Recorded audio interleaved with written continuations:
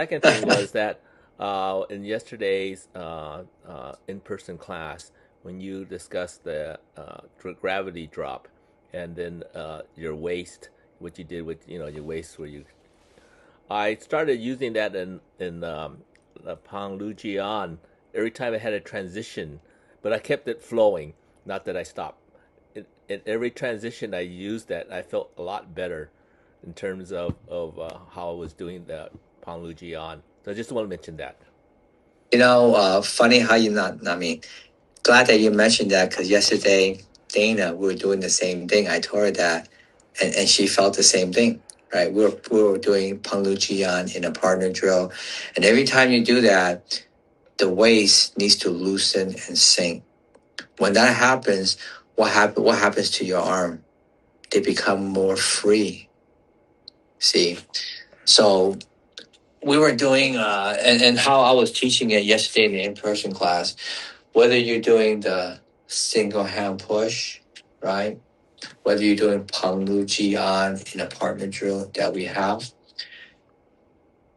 to move MTR, to move, to touch, to receive like a feather, you're constantly doing this. The more you can do this, the more your arms know how to be free. When the arms are free, now you know how to use the whole unit.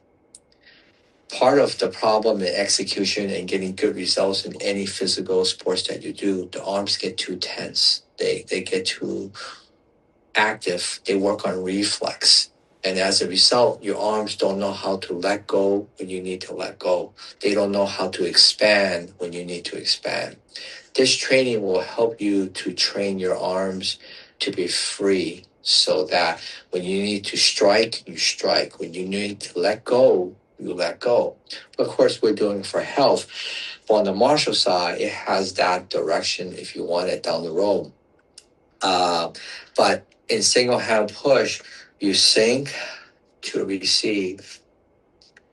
You sink again to rebound, to release.